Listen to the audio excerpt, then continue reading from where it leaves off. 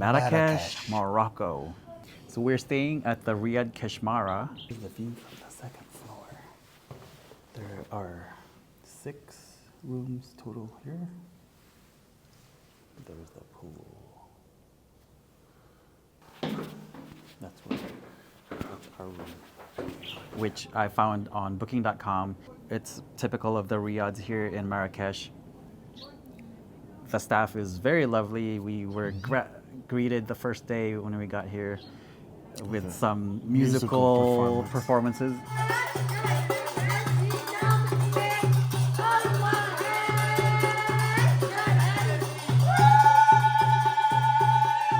Yes, that was very welcoming. And tea. They gave us mint tea. So we got our first taste of that's a traditional Moroccan beverage, very popular here. We're here at the rooftop of the Riyadh, and it's a lovely day today. Beautiful day. And lots of commotion going on around us. Yeah. Construction, other families visiting, trade. We had breakfast up here this morning, and there was a kitty cat from the next door. Our hosts are Mubarak and Abdul, yeah. And Barak is from the desert, and the Saharan. Yeah, he's from the desert. He's from 10 hours away from the Sahara Desert, and they own a excursion company. So next time we're here, we're probably gonna do that, and make sure you check them out as well. desertexcursions.com. Our accommodations are great. The room is a little small for the queen size bed, but that's fine. You know, we've been in worse. The only beef I have is the mirror in the bathroom it's in the corner, so it's kind of an odd angle that you kind of have to contort yourself. It's not really a good functional mirror. No. We're standing at the sink and doing your business. business. Yeah, but it's fine. You know, it's I would stay here again. It's really nice. They're very welcoming here. The people of Marrakesh are very, very friendly. I mean, sure, you get some aggressive vendors, but that's their job, and you can find that in any parts of the world as well. But otherwise, you know, they're very formal here and friendly.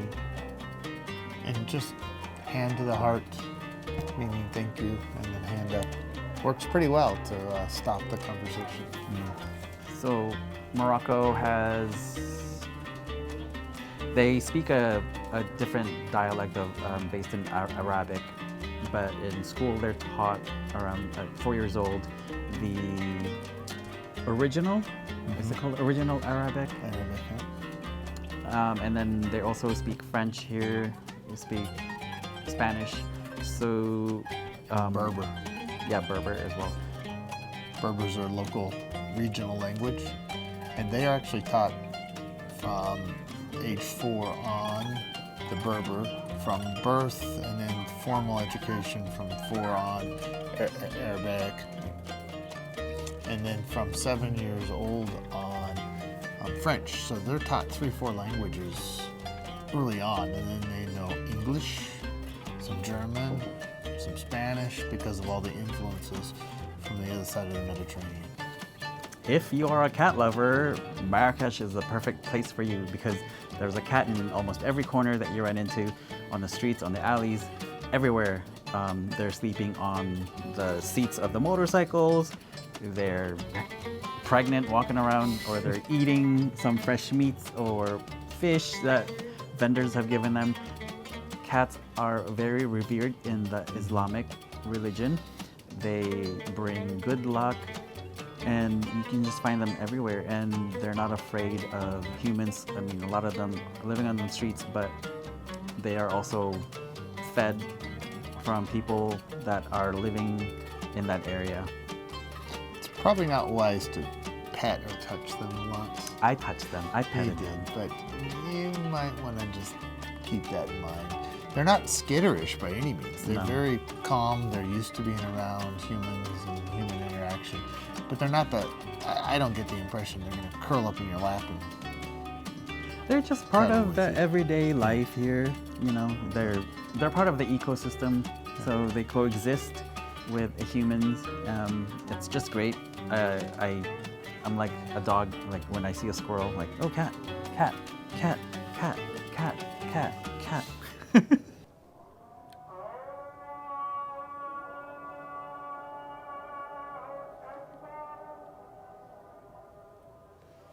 Right now, all of the mosques are starting to call for prayer. Kutubia is right there, so that's why you hear it more closely, and then you could hear in the distance other mosques that are calling for prayer as well. I don't know how many mosques there are here in Marrakesh, but there's a lot.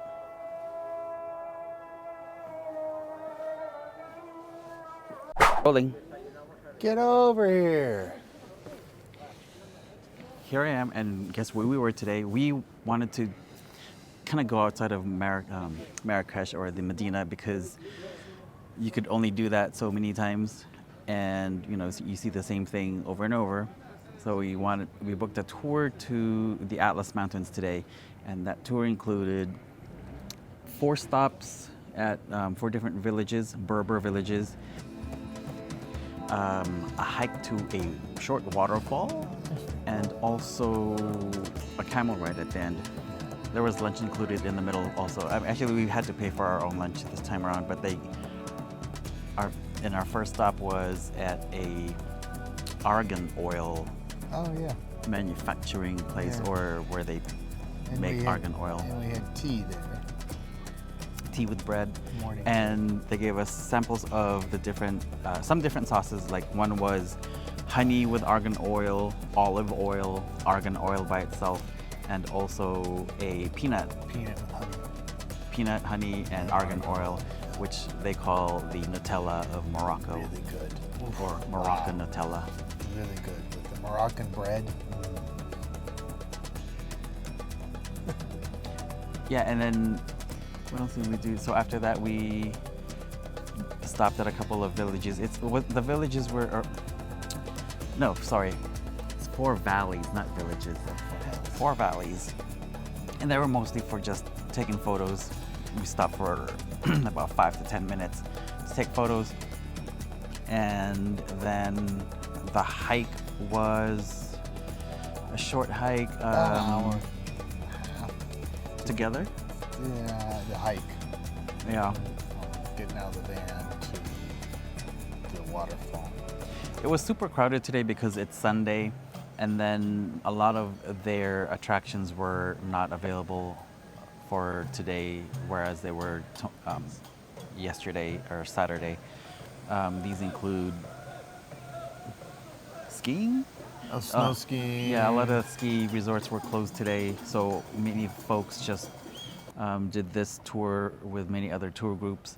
So it was super busy at the waterfall, but it was quite fun anyway. The hiking trails were a little not dicey, but like a lot of them were narrow, and it was manageable, but You needed sure-footedness. right, and good shoes to Good shoes. wear, Definitely good hiking shoes. hiking boots. We had a good group of about 10 of us or so in the tour bus, and from all over the world: Poland, Ukraine, France, Singapore, us Yanks. And it was interesting to listen to the different dialects in the van as we were driving up, and all the different languages.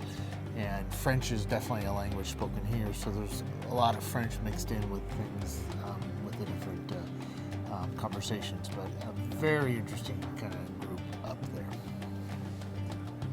Oh, there's a kitty cat. So then after the hike, we had lunch, and it was a traditional tagine meal. Chicken tagine with vegetables, very good. And I just had the vegetarian one, which was also fairly good. And for dessert, they had... Fresh oranges and fresh bananas. Right, so that's a typical dessert here in Morocco, I guess, because we've been served that before. Just fresh fruits, very healthy. Dessert in the desert. going through the mountains, obviously windy roads and very narrow streets. So a lot of times you couldn't really pass, or if two cars pass, you have to stop. One has to stop, and then the vehicles, or at least the van that we took, wasn't the strongest. It was full of people also, but you know, the windy, narrow roads made for a longer trip than it was needed to be. But I mean, that's how it is here. After lunch, the drive to the other part to go to the camel ride was quite long. It was beautiful. I love the desert, so I didn't mind it at all. And we saw lots of fields being worked, turned over, a lot of equipment turning over the fields. So I asked what they were doing, and because they recently had rains this winter, they were planting or getting ready to plant barley and wheat in those fields. But you could see the moisture in the ground, but you could also see the rocks all over the place. So I asked him what they were growing, and he said rocks. But you could see that for miles, just miles and miles and miles of these tilled up fields, and tilled up with tractors and tilled up with donkeys. I really liked that tour because the Atlas Mountains are Beautiful. Magnificent range, very high mountains, and one of the peaks was the tallest in North Africa that we got to see. Looks like the Matterhorn or Mount Everest. Yeah. And it was very impressive. So just that whole landscape of the valley and then the high mountains was very picturesque. Snow-capped peaks. The camel ride was fun, even though I initially didn't want to do it because I don't believe in this kind of treatment of animals for humans' pleasure and stuff like that. But I felt like, you know, I was hoping that they were well taken care of and respected as they should be. And I wanted to have a connection with the animals, so that was my first time on a camel. And I just really enjoyed it. You know, I wanted to be respectful of the animal itself, and, you know, was petting them and saying thank you for their service. It's an interesting animal. They can go days because they carry water within them. So they're kind of built for this climate, desert climate. They're used to move goods, people around in the desert. And in fact, if you go deeper into the Sahara, this is something that you would use to go into the Sahara. Today is our last day here in Marrakesh.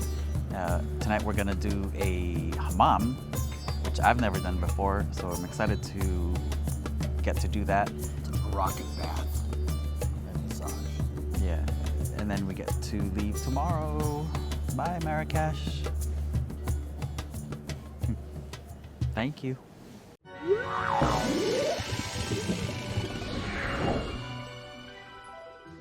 I listened